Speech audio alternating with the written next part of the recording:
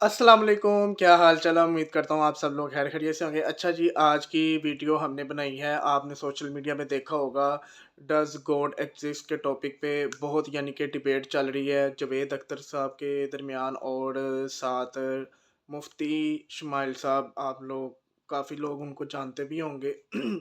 तो हमने उस वीडियो के ऊपर रिएक्शन बनाया है और ये जो टॉपिक है ना, ये एक बहुत ही सेंसिटिव टॉपिक आप कह सकते हैं कि आप लोग अपनी राय लाज़मी हमें कमेंट सेक्शन में बताइएगा कि ये क्या हो रहा है, ये कौन लोग हैं जो खुदा को नहीं मानते। ये अब जावेद अख्तर साहब जो हैं वो एक मज़हबी घराने में पैदा हुए हैं, मुसलमान घराने में पैदा हुए हैं, लेकिन वो खुदा को नहीं मानते। ये मतलब कैसे-कैसे मतलब दुनिया में लोग हैं। बाकी आप लोगों ने लाज़मी हमें कमेंट सेक्शन में बताना है कि आपको वीडियो कैसी लगी और अपनी आप लोगों ने राय भी लाज़मी बतानी है। मिलते हैं आपको बिना टाइम वेस्ट किए वीडियो के एंड पे। तो चलते हैं वीडियो की तरफ। आप लोग वीडियो लाज़मी स्किप नहीं करनी कहीं से, आपने लाज़मी आपने ये वीडियो देखनी है। जिसने इस यूनिवर्स को एक मकसद के तहत पैदा किया है। रिस्पेक्टेड जनाब जावेद अख्तर साहब, मिस्टर सौरभ द्विवेदी और respected audience, thank you all for being here today. आज की डिबेट में चूंकि हम बात करने वाले हैं डज गॉड एग्जिस्ट के टॉपिक पर, हुँ, तो ये एक ऐसा टॉपिक है जिसके मुतालिक कोई भी डिसीजन लेने के लिए अलग अलग स्टैंडर्ड्स हो सकते हैं। बिल्कुल, लिहाजा डिबेट के शुरू में ये ज़रूरी है कि हम ये जान लें कि आज के इस टॉपिक में कौन सा स्टैंडर्ड सही होगा और कौन सा गलत होगा। बिल्कुल। सबसे पहला स्टैंडर्ड जिसे मैं समझता हूं कि हमारे रिस्पेक्टेड जनाब जावेद अख्तर साहब बड़ी तेजी के साथ उसकी तरफ लगेंगे, वो है साइंस। हुँ, जबकि साइंस दर हकीकत खुदा के एग्जिस्टेंस को डायरेक्टली साबित करने या उसके एग्जिस्टेंस को डिनाई करने के लिए स्टैंडर्ड नहीं बन सकती। हुँ, और उसकी बिल्कुल। वजह क्या है, ये मैं नहीं कह रहा, ये वो लोग कह रहे हैं जो साइंस के एक्सपर्ट्स हैं। Good, national academy of science कहती है science doesn't have the processes to prove और disprove the existence of God. Hmm, why? क्योंकि साइंस का ताल्लुक एम्पेरिकल एविडेंस से है और एम्पेरिकल एविडेंसेस का ताल्लुक हमारे नेचुरल और फिजिकल वर्ल्ड से है, जबकि गॉड नॉन फिजिकल और सुपर नेचुरल रियलिटी है। बिल्कुल। लिहाजा नॉन फिजिकल रियलिटी को आप उस टूल के साथ नहीं चेक कर सकते जिसका काम फिजिकल रियलिटी को तलाश करना है। हुँ, लिहाजा आज इस डिबेट में गॉड की एग्जिस्टेंस को साबित करने या उसे डिनाई करने में साइंटिफिक एविडेंस को एक्सेप्ट नहीं किया जाएगा। बिल्कुल। दूसरा स्टैंडर्ड हो सकता है रेवलेशन, कि हुँ, रेवलेशन के जरिए हम ये साबित करें कि गॉड एग्जिस्ट करता है या नहीं। हुँ, लेकिन ये स्टैंडर्ड भी आज इररेलेवेंट है। क्यों? क्योंकि रेवलेशन मेरे नजदीक सोर्स ऑफ नॉलेज है, valid hmm, source of knowledge है, बिल्कुल। लेकिन हमारे जावेद अख्तर साहब के नजदीक वैलिड सोर्स ऑफ नॉलेज नहीं है।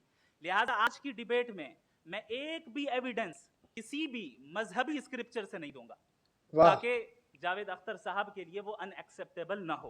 क्या बात है। तीसरा जो मेयार हो सकता है वो है ऑब्जर्वेशन, हुँ, कि भाई कोई कहे कि हमें खुदा दिखाओ, अगर है तो दिखाओ, या ये कि खुदा के एग्जिस्टेंस पर एम्पेरिकल एविडेंस दो। हुँ, तो ये है दर हकीकत गलत टूल का इस्तेमाल करना। ये ऐसा ही है कि जावेद साहब मुझसे ये मुतालबा करें कि मुफ्ती साहब आप मेटल डिटेक्टर के जरिए प्लास्टिक डिटेक्ट करके दिखाएं। हाय, अब हाय, चूंकि हाय! प्लास्टिक डिटेक्ट नहीं हो पा रही है, लिहाजा प्लास्टिक डज नॉट एग्जिस्ट।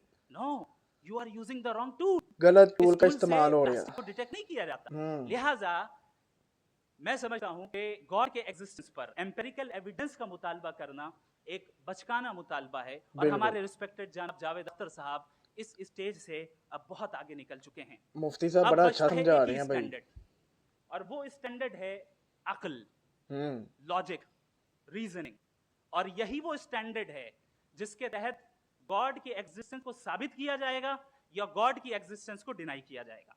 लेकिन चूंकि ये बहुत इंपॉर्टेंट और सेंसिटिव टॉपिक है, इसलिए लॉजिकल आर्ग्यूमेंट भी ऐसा होना चाहिए जो डेफिनेटिव हो, इनडेफिनेटिव ना हो, जो दो और दो चार की तरह बिल्कुल वाजे हो, जिसे लॉजिकली रिजेक्ट करना पॉसिबल नहीं हो। फॉर हुँ, एग्जाम्पल हम कहें हमारे रिस्पेक्टेड मिस्टर सौरभ साहब, ये एक इंसान है और तमाम इंसान कॉन्शियस बीइंग है। लिहाजा नतीजा क्या निकला, हमारे सौरभ साहब भी कॉन्शियस बीइंग है। बिल्कुल, क्या ये इंडेफिनेट आर्ग्यूमेंट है या डेफिनेट आर्ग्यूमेंट है? ये डेफिनेट आर्ग्यूमेंट है। बिल्कुल। ये दो और दो की तरह वाजे है। हुँ, इसमें किसी तरह जो है लॉजिकली इसको रिजेक्ट नहीं किया जा सकता। तो अगर आज इल्म चेक करो हमारे यार मुफ्ती जावेद साहब अख्तर के साहब पास। ऐसी कोई अकली दलील और लॉजिकल एविडेंस दें खुदा के ना होने पर जो माशाल्लाह, डेफिनेट भी हो, क्या इल्म है तो मुफ्ती मैं साहब ये के पास। ऐलान करता हूं कि यकीनन मैं उस एविडेंस को कबूल करूंगा और उस पर गौर करूंगा। लेकिन साथ में ये भी ऐलान कर देता हूं प्रिडिक्शन के तौर पर कि ऐसा कोई डेफिनेट आर्गुमेंट कोई नहीं पेश कर सकता। दलील हम देंगे हाय हाय और हाय, डेफिनेटिव दलील देंगे, क्या बात। लॉजिकल दलील देंगे, ऐसी दलील देंगे जो एंटायर एथिस्टिक वर्ल्ड उसे रेफ्यूट नहीं कर सकती। चलें अब हम एक एग्जाम्पल सोचते हैं, एक सिनेरियो, सिंपल सिनेरियो, तमाम ऑडियंस से गुजारिश है, हम और आप एक आइसोलेटेड आइलैंड पर हैं, ऐसा आइलैंड जहां पे हमसे पहले कोई कभी नहीं गया। चलते चलते आपके सामने अचानक आपने देखा एक पिंक कलर की बॉल पड़ी हुई है। सबसे पहला सवाल आपके जहन में क्या आएगा कि ये कि बॉल यहाँ क्यों आई, हाँ। कैसे आई, ये पिंक कलर की ही क्यों है, कोई और कलर भी हो सकता था, इस शेप में क्यों है, कोई और शेप भी हो सकता था। नेचुरली आप इस तरफ पहुंचेंगे कि कोई ना कोई है जिसने इन स्पेसिफिक प्रॉपर्टीज के साथ इस बॉल को बनाया है और यहां पे रखा है। बिल्कुल, चूंकि आप जानते हैं कि ये जो बॉल है इसका एग्जिस्ट करना जरूरी नहीं है, ये एग्जिस्ट कर भी सकती थी, नहीं भी कर सकती थी, और एग्जिस्ट करना ही था तो किसी और फॉर्म में करती, किसी और कलर में करती। अब आप इस बॉल को एक्सपैंड करते चले जाएं, एक्सपैंड करते चले जाएं, एक्सपैंड करते चले जाएं, यहां तक कि ये बॉल यूनिवर्स के साइज की हो जाए। बताइए कि क्या साइज के बढ़ जाने से सवाल बदल जाएगा? हरगिज नहीं बदलेगा, नहीं। अभी भी सवाल रहेगा ये यूनिवर्स कहां से आया, इन स्पेसिफिक प्रॉपर्टीज के साथ कहां से आया, क्यों आया, किसने बनाया, ये सवाल उस वक्त भी वैलिड रहेगा। लेकिन ये सवाल अगर हम जनाब जावेद अख्तर साहब से करें तो चूंकि इनका वर्ल्ड व्यू एथिस्टिक है, और सिर्फ इनका नहीं, मतलब जितने भी एथिस्ट हैं और एथिस्टिक वर्ल्ड व्यू को रखने वाले से अगर आप ये सवाल करें कि ये यूनिवर्स कहां से आया, तो इनका जवाब या तो आर्ग्यूमेंट फ्रॉम इग्नोरेंस होगा या डॉगमेटिक होगा। या तो ये कहेंगे कि मुझे नहीं पता कि ये कहां से आया, लिहाजा गॉड डज नॉट एग्जिस्ट, ये आर्ग्यूमेंट फ्रॉम इग्नोरेंस है। या ये कहेंगे कि ये यूनिवर्स खुद ब खुद बन गया, इसका मतलब ये है कि उस बॉल को भी खुद ब खुद बन जाना चाहिए, लेकिन बॉल के ताल्लुक से ये एक्सप्लेनेशन एक्सेप्ट नहीं की जाएगी कि ये खुद ब खुद बन गई, लेकिन यूनिवर्स के ताल्लुक से कर दिया जाएगा। इसे हम दूसरे अल्फाज में डॉगमा भी कह सकते हैं। दूसरी चीज, हमारे जावेद अख्तर साहब जरूर गॉड ऑफ गैप्स की मिसाल भी जरूर देंगे, और मिसाल देंगे कि पहले जमाने में बिजलियां कड़कती थी तो लोगों ने किसी एक खुदा की तरफ, और बारिश होती थी तो दूसरे खुदा की तरफ मंसूब कर दिया, उनके पास दलील नहीं थी। ये हमारा वर्ल्ड व्यू है ही नहीं, ये हमारा वर्ल्ड व्यू है ही नहीं, क्योंकि नेचुरल फिनोमेना के प्रोसेस की इंटरप्रिटेशन को जान लेने से ये कहां से साबित हो गया कि गॉड एग्जिस्ट नहीं करता है। इस पर मैं इंशाल्लाह अभी आगे बात करूंगा।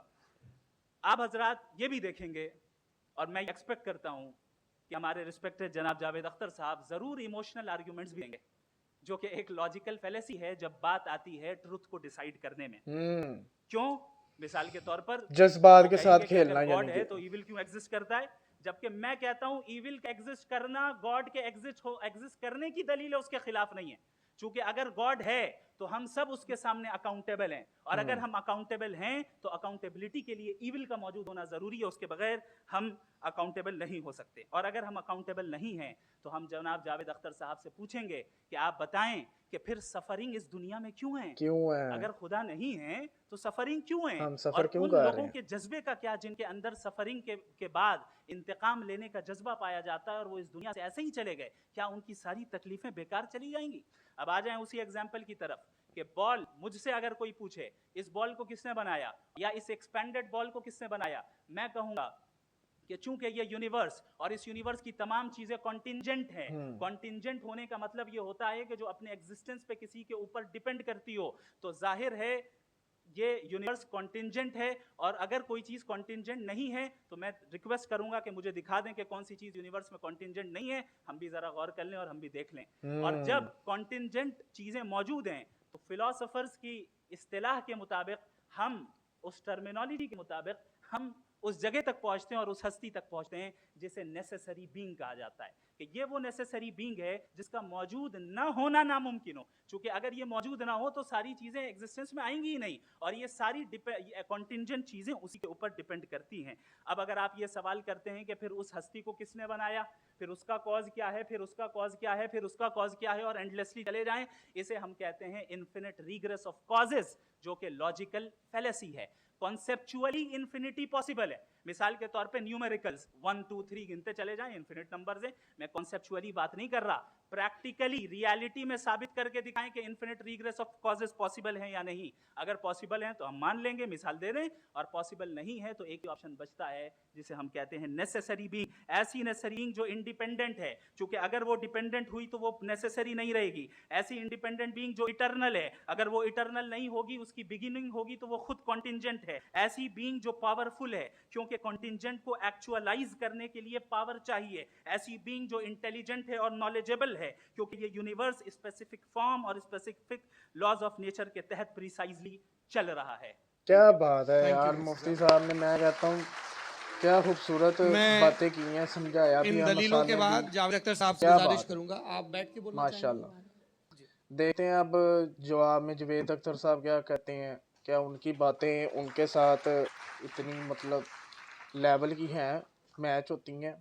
पहले तो मैं मुफ्ती साहब को एक अच्छी खबर देना चाहूँगा कि मेरी नॉलेज साइंस के बारे में बड़ी मामूली है, तो आप फिक्र ना करें उसकी। हम्म, लेकिन कुछ कॉमन सेंस है मुझ में। सस्ता टोंड मारा जवेद साहब ने। देखिए, ये खुदा का तस्वुर कोई नया तस्वुर नहीं है, ये सदियों से रहा है। हम्म, ये कुछ रिलीजन 3000 साल पुराने होंगे, 4000 साल पुराने होंगे, लेकिन इंसान कोई 10,000 12,000 साल से एग्जिस्ट करता है होमोसेपियन की शक्ल में, और हमेशा कुछ ना कुछ मज़हब रहे।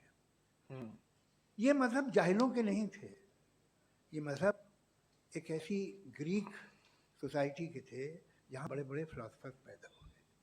ये मज़हब इजिप्शियंस के थे जिन्होंने पिरामिड्स बनाए थे। ये रोमन्स के थे कि जिनका आर्किटेक्चर और सेनेट यानी पहली बुनियाद डेमोक्रेसी की, लिमिटेड थी मगर डेमोक्रेसी थी, ये उन लोगों ने किए थे।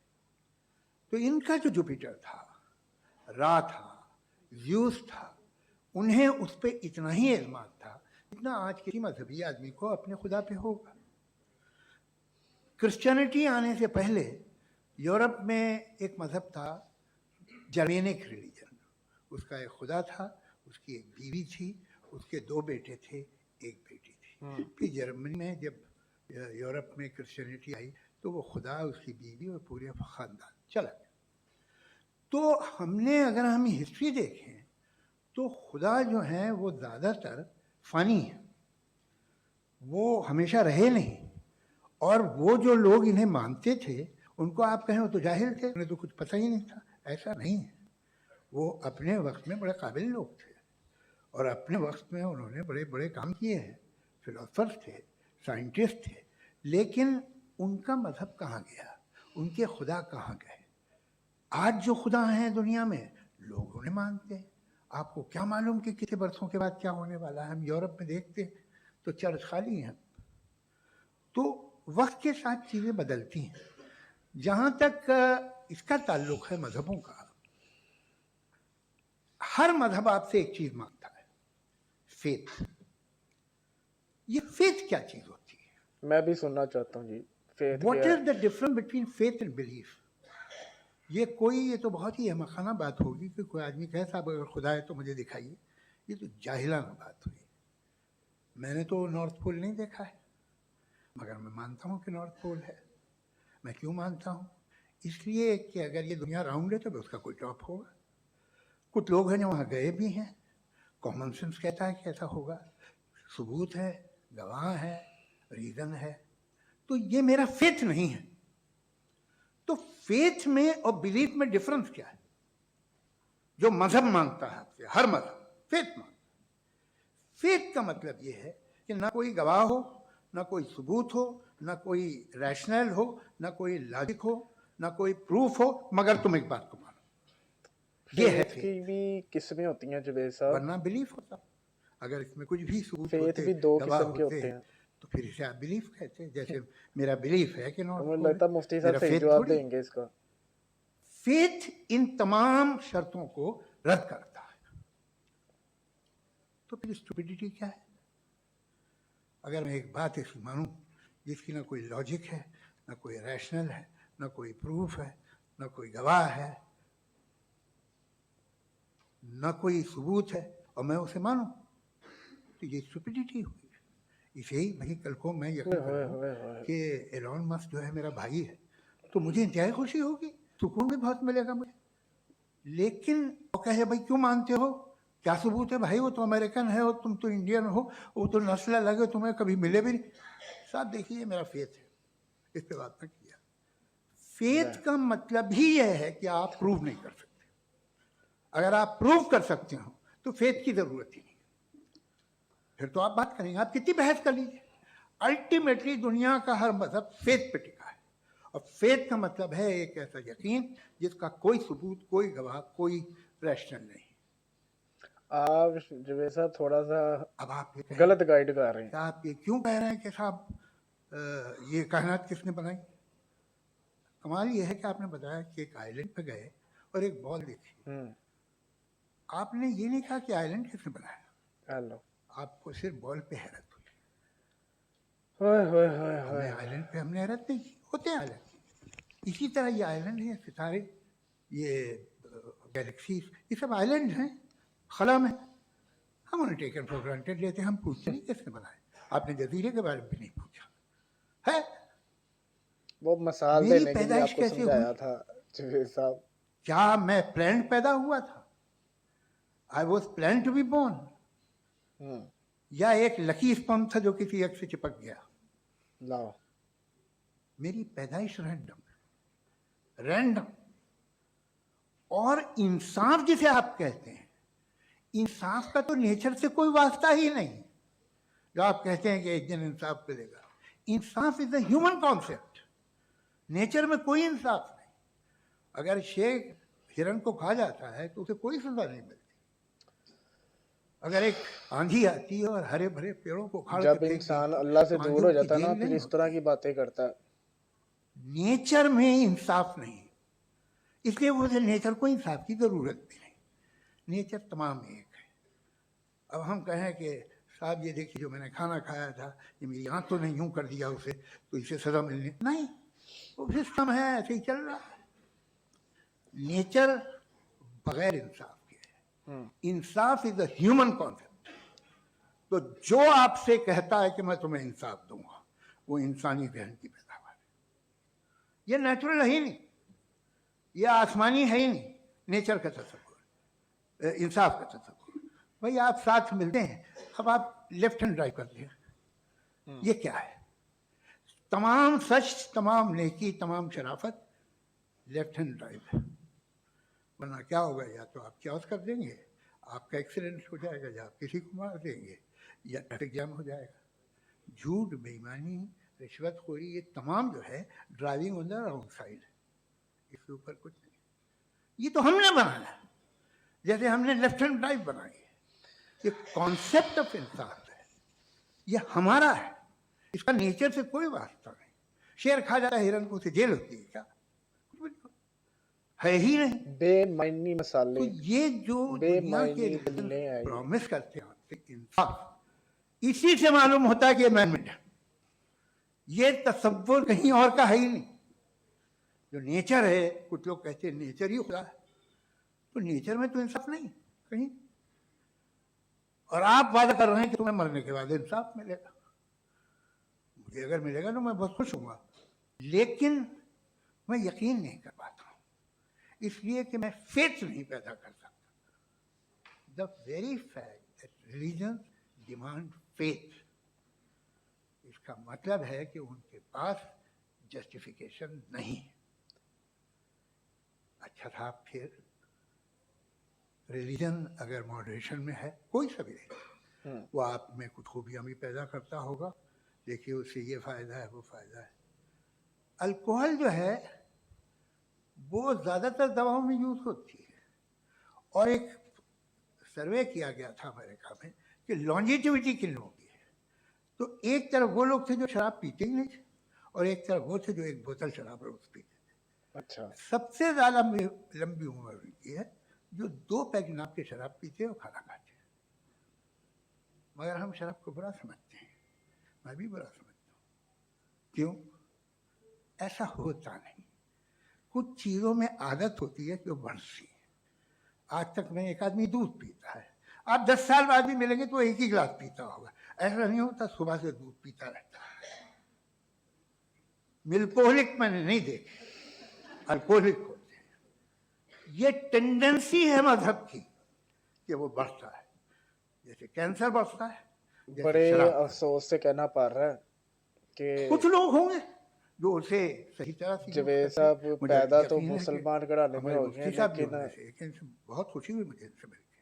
लेकिन कितने लोग तौबा हैं? अस्तगफिरुल्लाह, जब देखते हैं दुनिया में मैं जो कहने तबाहियां की हैं, हिम्मत नहीं इनमें कितना हाथ है कर रहा। उन लोगों का जो बिलीवर कहते था मजहब ये नहीं कहता, ना कहता होगा, मगर जब ये मजहब पीते हैं तो ऐसे बिहेव करते हैं।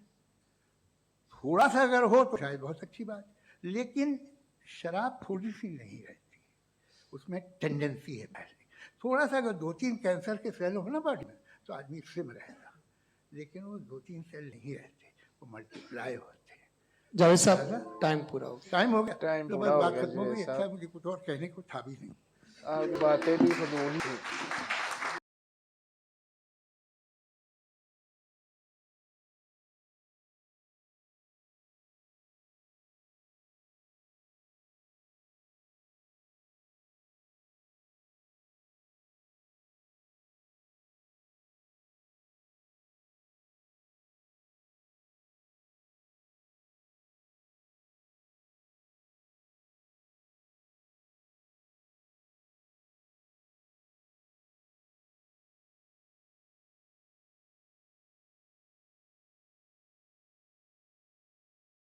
जी, तो गाइज़ कैसी लगी आपको वीडियो? अभी एक-एक राउंड हुआ था जुबैर साहब का और मुफ्ती साहब का, तो इसका हम नेक्स्ट पार्ट भी आपको ज़रूर दिखाएँगे। तो इंशाल्लाह मिलते हैं आपको पार्ट 2 में, तो तब तक के लिए अल्लाह हाफ़िज़।